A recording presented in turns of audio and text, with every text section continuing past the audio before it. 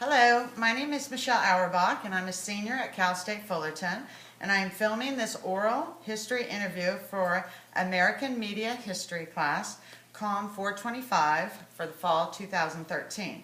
Today is December 1st, 2013. I am interviewing my parents, David and Betty Auerbach, age 70, born in 1943. This is a great age group to interview with the emergence of television into our media and into our homes. TV sets began entering our homes in the 1940s, and by the early 1960s, a TV set was about in almost every household in America. Be it black and white, media news was pretty much in real time and brought the world's events right into our family rooms and impacted people's views, opinions, and thoughts significantly. My parents are going to talk about the Kennedy presidency, JFK, his wife Jacqueline, the rise and fall of what was known as Camelot, and finally the live assassination of our president, JFK.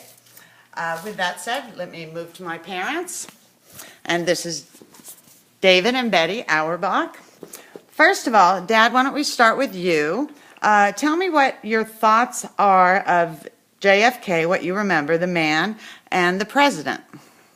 Well, he was just a very young, dynamic individual, very impressive, not only because he was a war hero, but I think just the way he came across on television. Okay, he made you feel very good and comfortable about himself and us, and we felt proud, okay, to be an American. Did you feel he was a good leader, and did you believe in his values and the goals towards the company? I did. I was very impressed with his leadership. I respected the man, vehemently at that time. I was still in my early college days and more liberal in my thinking at that time.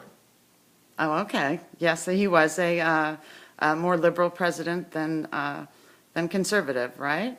That would be correct. Okay. And Mom, I'm also fascinated by this because we've talked about this before. Jacqueline Kennedy. Tell me your thoughts on Jackie Kennedy as she emerged into your television set and even into the magazines. Well, first of all, I did not vote for, or I did not care for JFK or Jackie through the media during the election process. I thought he was a Roman Catholic, and I thought he was very popish. And it's through the media that we were exposed to the president and the First Lady. I was then very impressed with her. Every media, paper or television, talked about her, gave us pictures of her. Her life was translated. Here was a young mother with two small children, and she had gone through miscarriages and a stillborn. And we kind of all lived through it, but mostly through the media, we all became Jackie O's. The women in this country wanted to mimic her. They were our royalty. And we wore the same suits, we wore gloves, we wore hats, we wore pillbox hats that Jackie wore. And that was a big change from Eisenhower and Mamie, Mamie especially was real Duddy dressing. And here we had this wonderful couple that we could be very, very proud of. And the world was very impressed with her. So the name Camelot, by the way, was something that Jackie herself made up. After Jack's assassination, she called her best friend, one of the opinion writers, the editors of one of the newspapers, and said, Jack's reign should be looked on as Camelot. They didn't talk about Camelot prior to Jack's assassination. Now, that's something I never knew. I thought everybody referred to Camelot during the presidency, so that's very interesting. Thank you, Mom. I always love that part. She still fascinates me to this day.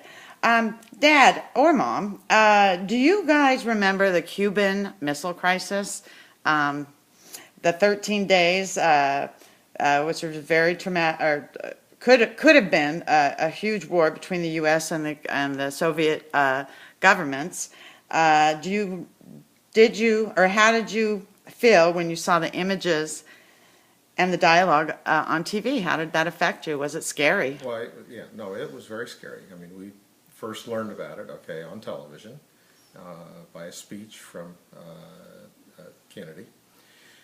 And they had pictures and stuff they'd show us. Obviously, in those days, it was black and white TV, okay, and small little screens, okay, that we had.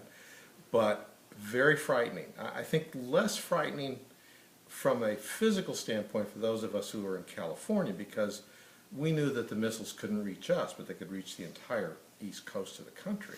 And obviously that would affect us, you know, indirectly and directly at that time. But it was a very, very frightening time. Very frightening. Were you frightened as well, Mom? No, I would say that I really looked at the atom bomb unrealistic, nuclear warheads unrealistic. I was putting my husband through school. I had 2 children. My mind was not on politics. It was on the home. And I only today do I understand the magnitude of the danger of that event. That we were really into, or Right. could have been traumatic, yes. Okay, now finally, tell me something about that all-time defining event on TV when we witnessed, or you witnessed, the Kennedy assassination on December 22nd, 1963, while Kennedy was traveling in a presidential motorcade in Texas. Tell me what your thoughts were the day he was Well, shot. I can first tell you that Betty was at work, okay, at Coast Savings and Loan in downtown Long Beach, and I was at school at Long Beach State. And I was in a class at the time when, I don't remember if it was a student or another teacher came into our classroom, and I think we were in economics at the time, and announced that the president had been shot, okay, and that he was dead. And the class, I mean, it was somber, okay, time. Every teacher let the class out. We went outside and we just sat down on the lawn. And I mean, here was this campus. At that time, Long Beach State might have had maybe 20,000 students on. And it was just, everybody's on the lawn, quiet, nobody talking. And just a sad, sad time. Do you remember Walter Cronkite coming on the news that night? Not really. I remember seeing things afterwards, you know, as they recall the event, you know, every 5 or 10 years you'll see things on TV and see it. It kind of, you remember it at that time, but I don't remember it, you know, specifically. How about you, Mom? I was glued to the TV. First of all, I was working and they just told us he had been shot. They did not tell us that he was dead until later that evening, at least in my past awareness. We were glued to the TV. I mean, everyone had tears, everybody grieved, sincere grief.